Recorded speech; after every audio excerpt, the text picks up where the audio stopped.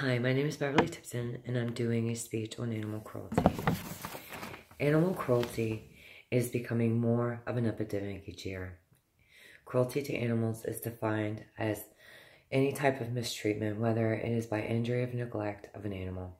It is estimated that 6 million domesticated and over 9 billion undomesticated animals are victims of animal cruelty each year.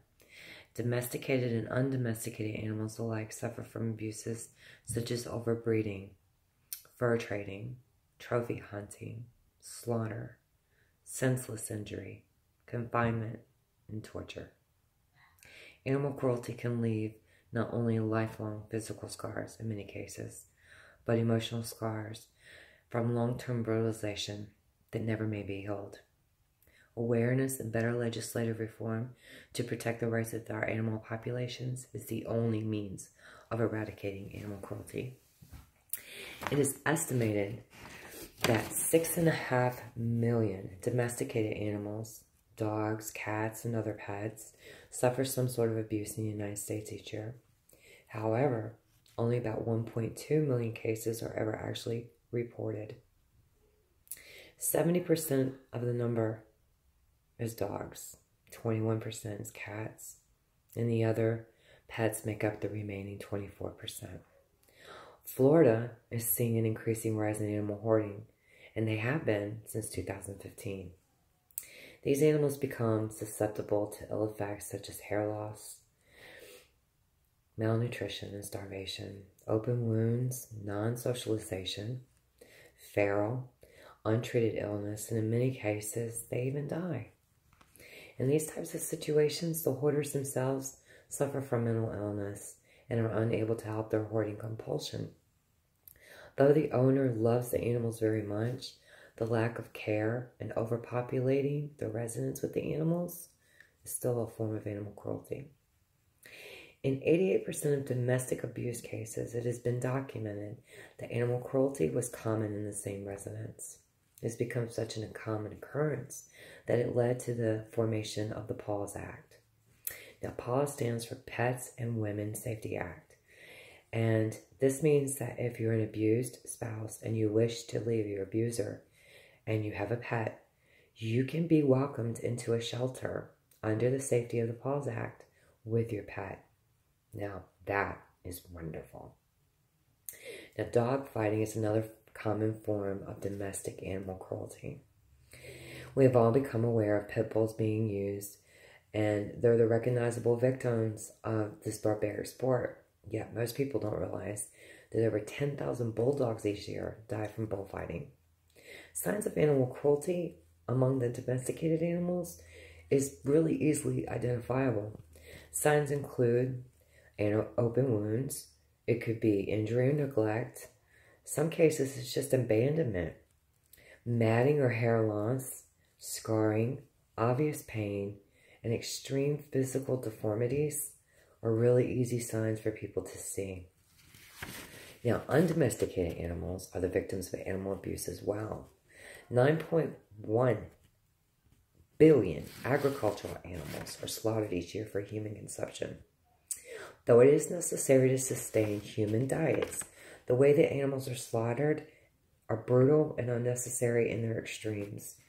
Many broiler chickens can't even walk due to the overuse of antibiotics to speed the growth of hormones for faster farm to production times.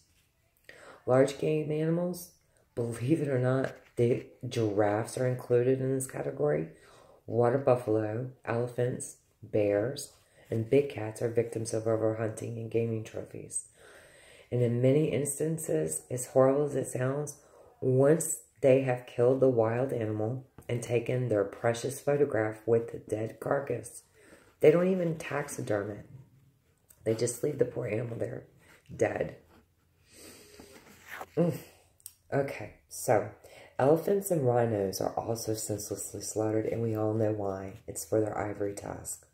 Now, the fur trade in China is responsible itself for over 3 million animal deaths, and that's just what they know of.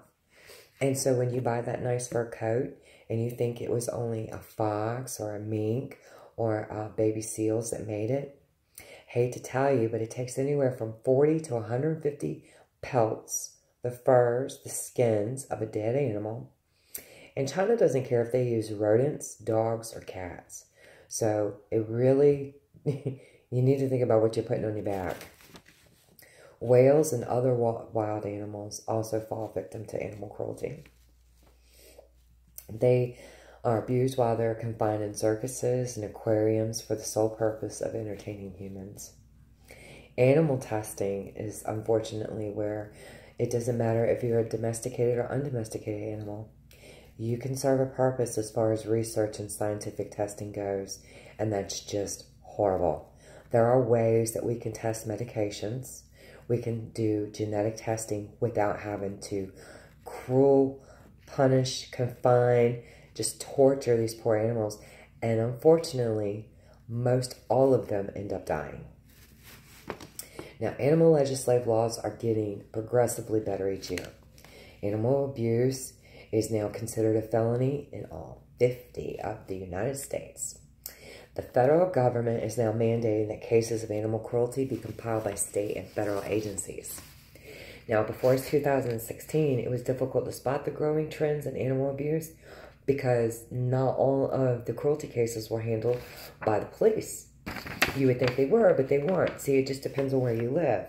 It may not be a police officer who is the one working the case of animal cruelty. It could be like those cops you see in Houston for animal cops, the local humane societies, or animal control people.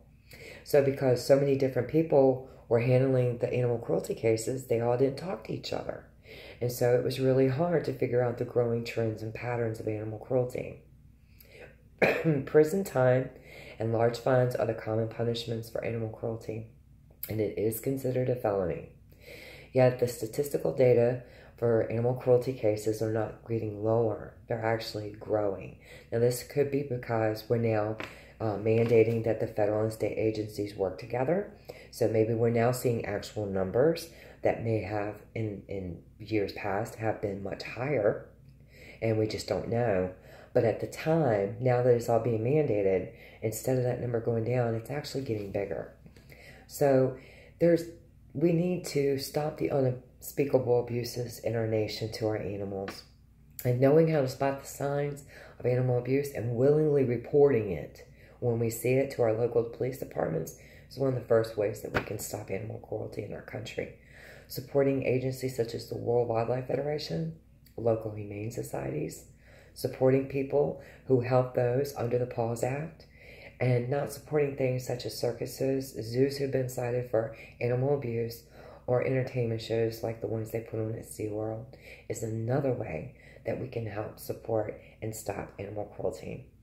Our animals need to be treated with respect, whether they're our pets, or they're the deer in our backyard, or they're the wild animals that we see on Discovery Channel. No animal needs to be abused or mistreated in any circumstance. Fighting for better animal rights and endorsing those that support our animal populations, whether they're domesticated or undomesticated, is the best way to finally eradicate animal cruelty.